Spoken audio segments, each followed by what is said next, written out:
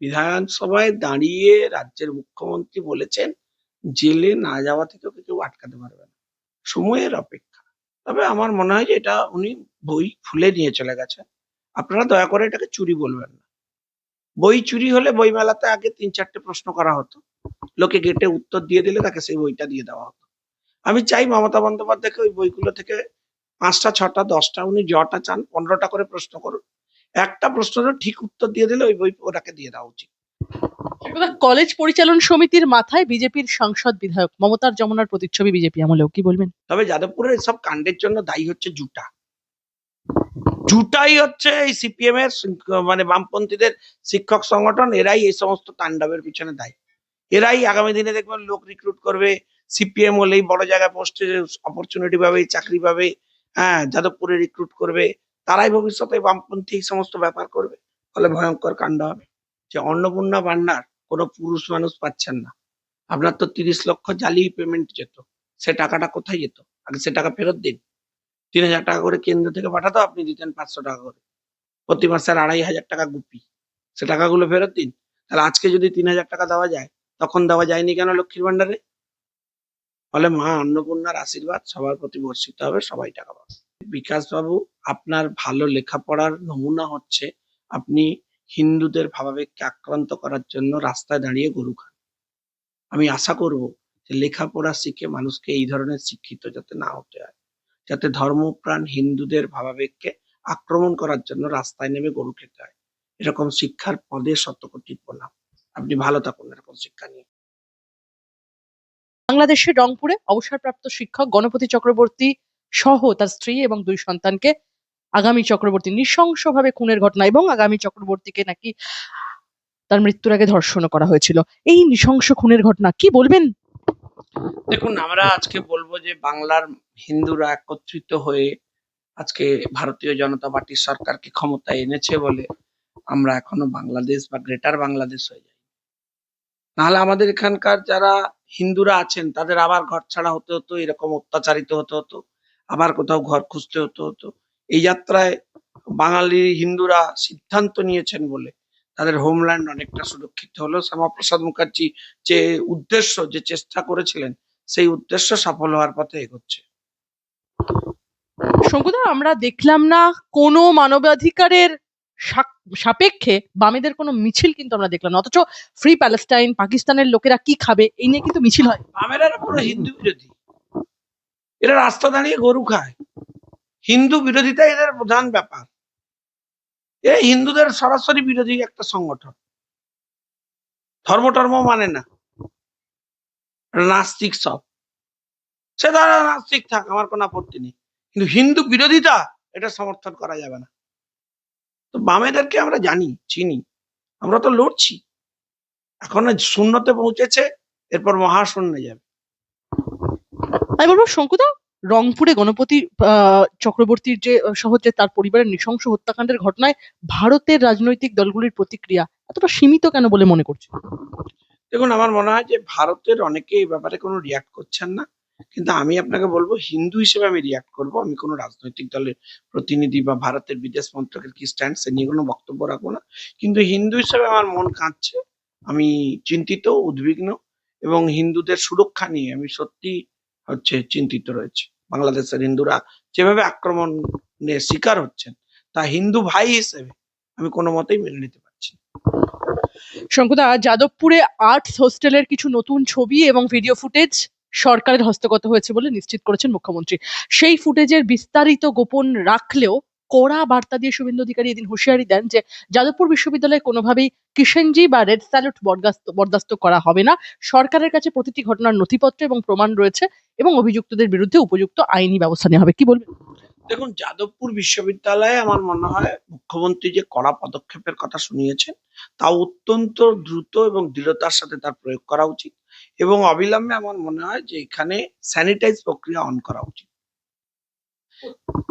যাদবপুর বিশ্ববিদ্যালয় কিছুদিনের জন্য বন্ধ রেখে বিশ্ববিদ্যালয় স্যানিটাইজ করা উচিত, মাওবাদী পরিষ্কার করা উচিত, তারপর বোনাফাইড স্টুডেন্টদেরকে অ্যাকোমোডেট করা উচিত। তবে যাদবপুরের এসব কাণ্ডের জন্য দায়ী হচ্ছে জুটা। জুটাই হচ্ছে এই সিপিএম এর মানে বামপন্থীদের শিক্ষক সংগঠন, এরাই এই সমস্ত তাণ্ডবের পিছনে দায়ী। এরাই আগামী দিনে দেখবেন লোক রিক্রুট করবে, সিপিএম হলেই বড় জায়গায় পোস্টে অপরচুনিটি পাবে, চাকরি পাবে। হ্যাঁ, যাদবপুরে রিক্রুট করবে, তারাই ভবিষ্যতে বামপন্থী এই সমস্ত ব্যাপার করবে, ফলে ভয়ঙ্কর কাণ্ড হবে। শঙ্কুদা, যাদবপুরের মতো শিক্ষা প্রতিষ্ঠানে রাজনৈতিক হিংসা বা উগ্র রাজনৈতিক কার্যকলাপ বন্ধ করতে প্রশাসনের আরো ঠিক কি কি পদক্ষেপ নেওয়া উচিত? আমার মনে হয় যে ইমিডিয়েটলি এই সমস্ত কয়েক গাছি মাল আছে, মাল এই শব্দবন্ধ প্রয়োগ করছি, কারণ এটা ভয়ঙ্কর, এরা যাদবপুরে পড়াশোনার পরিবেশ নষ্ট করতে চায়, তাদেরকে গ্রেপ্তার করা উচিত। এবং কয়েকজন মাননীয় শিক্ষক মহাশয় আছেন যারা এখনো মাওবাদীদের হয়ে প্রচার করেন, তাদের এগেনস্টে ইউএপিএ চালু করা উচিত। শঙ্কুদা, বিধানসভার লাইব্রেরির 19টি বই ফেরত দেননি মমতা বন্দ্যোপাধ্যায়। একদম কর্তৃপক্ষ জানালো সকলের ক্ষেত্রে সমান ব্যবস্থা, উনি ব্যতিক্রম নন, কি বল? ইমিডিয়েটলি বইগুলো ফেরত দিয়ে দেওয়া উচিত এই মমতা বন্দ্যোপাধ্যায়। তবে আমার মনে হয় যে এটা উনি বই খুলে নিয়ে চলে গেছে, আপনারা দয়া করে এটাকে চুরি বলবেন না।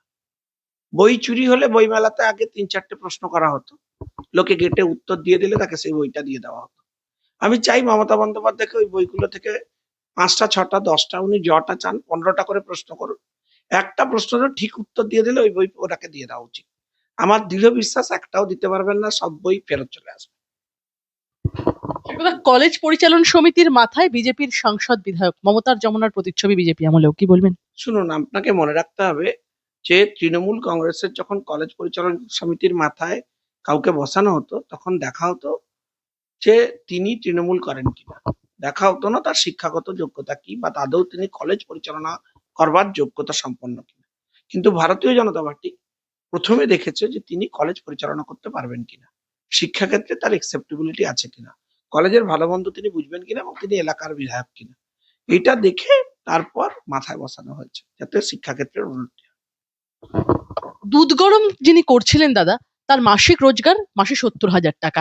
গরিব ভদ্রমহিলাটি আসলে ছোট ছোট বাচ্চাদের নিয়ে ভাড়া খাটিয়ে ব্যবসা করতেন। এক জনৈক্য ভদ্রলোক এই দাবি করেছেন সমাজ মাধ্যমে। যদি এটা সত্যি হয় শঙ্কুদা, তাহলে তো ভয়ানক ব্যাপার। সীতা হয়েছে রসিদা, তাই কি সিপিএম তৃণমূল পার্কস্ট্রিট দৌড়েছে? সীতা থাকলে এরা কি ফিরে তাকাত? আমার মনে হয় পুলিশের ইমিডিয়েটলি সাবজেক্টটা ইনভেস্টিগেট করে দেখা উচিত, অ্যান্ড ইফ সো তো সঙ্গে সঙ্গে এই র্যাকেটটাকে ক্র্যাকডাউন করা উচিত এবং ওই ভদ্রমহিলাকে গ্রেপ্তার করা উচিত। শঙ্কুদা, আবেদন খারিজ, হাইকোর্টে ধাক্কা অভিষেক বন্দ্যোপাধ্যায়ের। অভিষেকের সমস্ত মামলার শুনানি একত্রে হবে না। অভিষেক বন্দ্যোপাধ্যায়ের আবেদন খারিজ করে জানিয়ে দিল হাইকোর্ট। বিচারপতি সৌগত ভট্টাচার্যের তার নির্দেশে জানালেন যে সমস্ত মামলার বিষয়বস্তু আদালতের কাছে নেই, তাই একত্রে শুনানি সম্ভব নয়। সবার একটাই প্রশ্ন দাদা, যে এবার কি সত্যি অ্যারেস্ট হবে ভাইপো? এটাও আবার অনেকে বলছেন ধুর কিছুই হবে না, সব সেটিং আছে, কি বল? না না, এই যে একত্রে শুনানি হবে না, তো তাতে তো সুবিধা হয়ে গেল না, তাতেই তো ওর জেল যাওয়ার ব্যাপারটা আরো প্রসেসড হয়ে গেল। ও তো চেয়েছিল কি, ও সব একসাথে শুনানি টুনানি করে একটা স্টে নিয়ে নেবে। এটা হবে না, হলো না, জেলে যাবে এবারে। আর জেলে যাবে, বিধানসভায় দাঁড়িয়ে রাজ্যের মুখ্যমন্ত্রী বলেছেন জেলে না যাওয়া থেকে ওকে কেউ আটকাতে পারবে না, সময়ের অপেক্ষা, যাবেই। আমরা শুধু এটা প্রমাণ করলাম, দায়িত্ব নিয়ে, যে